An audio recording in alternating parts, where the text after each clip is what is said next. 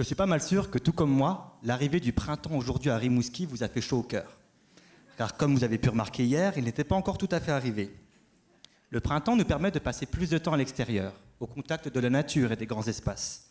Mais comment vous sentiriez-vous si demain, ces grands espaces se limitaient à des étendues désertiques dénuées de vie?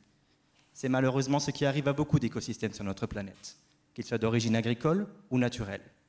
L'une des causes de leur disparition sont les espèces invasives. Par exemple, en Australie, il y a un peu moins d'un siècle, dans le but de venir en aide aux cultures de canne à sucre ravagées par un scarabée affamé, on a introduit un crapaud d'Amérique, qui se nourrissait également de scarabées.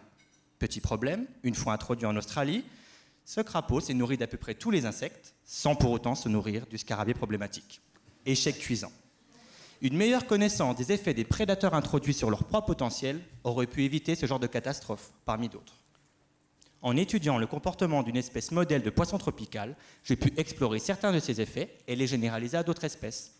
Pour ce faire, j'ai pêché des poissons dans 2 rivières différentes, l'une avec beaucoup de prédateurs, l'une avec peu de prédateurs. Une fois en laboratoire, j'ai observé le comportement reproductif des mâles et dans certains cas, j'ai introduit une substance chimique qu'ils percevaient comme un risque de prédation et observé leur changement de comportement. Mes résultats montrent que les proies déjà habituées à des prédateurs ont plus de chances de survivre à un nouveau prédateur, en particulier lorsqu'elles sont capables de détecter ce prédateur avant de l'apercevoir. En effet, lorsque les femelles détectent un prédateur, elles se figent et les mâles en profitent pour les courtiser. Ainsi, les femelles peuvent choisir les mâles de meilleure qualité pour leur progéniture. Alors que quand les mâles aperçoivent un prédateur, ils ont tendance à prendre peur et à forcer les femelles à se reproduire. Ainsi, même les mâles de piètre qualité peuvent passer leurs gènes aux générations futures, augmentant ainsi les risques d'extinction de l'espèce.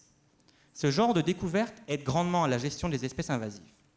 Par exemple, dans les Caraïbes, depuis quelques années, l'introduction accidentelle d'une espèce de poisson du Pacifique, la rascasse, fait des ravages dans les récifs coralliens où elle dévore tous les jeunes poissons.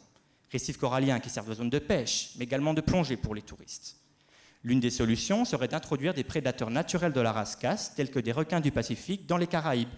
Mais mes résultats suggéreraient plutôt de dresser des requins des Caraïbes à manger de la rascasse.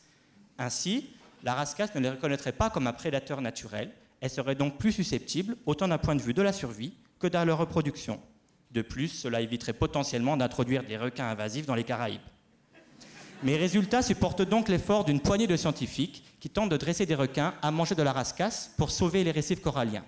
Pour le plus grand bonheur des pêcheurs, mais également et surtout des touristes potentiels comme vous et moi qui avons tendance à fuir les hivers québécois interminables pour des destinations pleines de vie et ensoleillées. Merci. Bravo.